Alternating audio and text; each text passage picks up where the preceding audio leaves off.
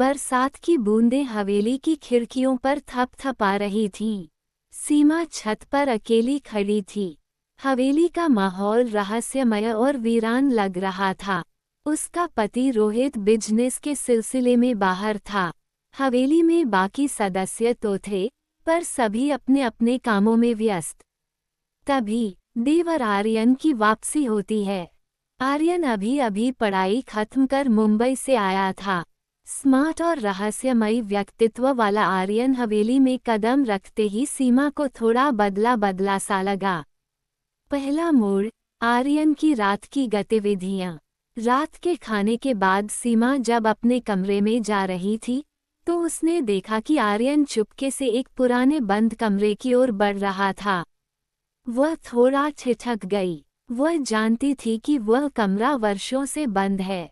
सीमा ने रोका, आर्यन, इस समय वहां क्या कर रहे हो? आर्यन मुस्कुराया और बोला, कुछ नहीं भाभी, बस थोड़ा हवेली को एक्सप्लोर कर रहा था। बचपन में इस कमरे के बारे में सुना था। सीमा को शक हुआ, लेकिन उसने कुछ नहीं कहा। डायरी का रहस्य। अगले दिन सीमा ने हिम्मत जुटाकर उस कमरे की जांच करने का फैसला किया। कमरे के अंदर जाते ही उसे अजीब सी ठंडक महसूस हुई। कमरे में धूल भरी अलमारी से उसे एक पुरानी डायरी मिली। डायरी में एक लड़की का नाम लिखा था, समीरा। समीरा की प्रेम कहानी और उसका अंत हवेली की दीवारों में दफन था। डायरी में लिखा था, आर्यन से दूर जाने का दर्द सह नहीं सकती। इस परिवार ने हमारे रिश्ते को कभी स्वीकार नहीं किया। मैं इसी हवेली में हमेशा के लिए रहूंगी। सीमा के होश उड़ गए। उसने महसूस किया कि समीरा की आत्मा अब भी इस हवेली में भटक रही है। आर्यन और सीमा के बीच आकर्षण। आर्यन का व्यवहार दिन ब दिन सीमा को और उलझन में डाल रहा था। वो उसे कभी कभी ध्यान से देखता और उसकी बातों में एक अनकही गर्मजोशी महसूस होती। एक दिन बरामदे में सीमा चाय पी रही थी। आर्यन ने आकर पूछा, भाभी, आप इतनी सोच में क्यों रहती हैं? सीमा ने हल्की मुस्कान दी, कुछ खास नहीं, बस हवेली का माहौल थोड़ा अजीब लगता है। आर्यन ने जवाब दिया, इस हवेली के साथ बहुत से राज जुड़े हैं। कुछ ऐसा जो आपको डराएगा भी और आकर्षित भी करेगा। सीमा को लगा जैसे आर्यन कुछ छिपा रहा है। समीरा की आत्मा की हरकतें। रात में सीमा को बार बार सपने आते। वो खुद को समीरा के रूप में देखती और हर बार आर्यन को समीरा के करीब पाती। एक रात उसे लगा जैसे किसी ने उसका हाथ पकड़ लिया। उसने पलटकर देखा तो कोई नहीं था। आर्यन ने उससे कहा, भाभी, इस हवेली में आपको कुछ भी अजीब लगे तो मुझे बताइएगा।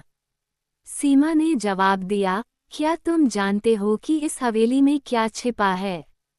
आर्यन ने उसकी आंखों में देखते हुए कहा, जो चीजें छिपी होती हैं, वो हमेशा सही समय पर सामने आती हैं।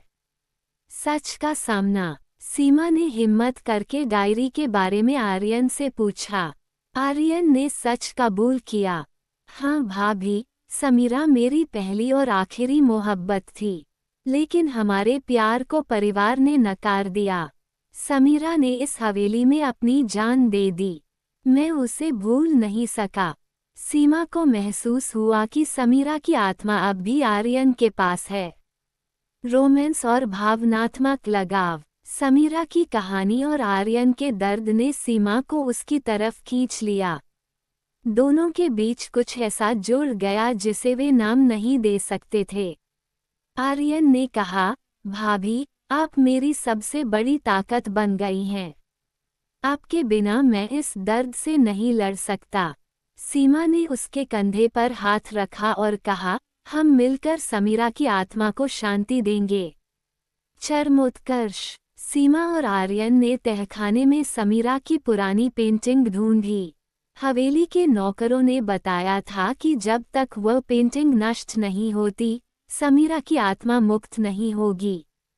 दोनों ने मिलकर पेंटिंग को आग के हवाले किया। उसी पल हवेली में अजीब रोशनी फैल गई। समीरा की आत्मा ने एक पल के लिए आर्यन की ओर देखा, मुस्कुराई और हवेली से हमेशा के लिए चली गई। अंतिम मोड़। सीमा ने अपने पति रोहित को सब सच सच बता दिया। उसने कहा, मैंने सिर्फ आर्यन का साथ दिया। हमारा रिश्ता कोई नाम नहीं चाहता। ये सिर्फ आत्मा के दर्द को समझने और उसे शांति देने की कोशिश थी। रोहित ने सीमा की बात समझ ली। आर्यन हवेली छोड़कर शहर चला गया, लेकिन सीमा के दिल में एक अनकहा रिश्ता हमेशा बना रहा।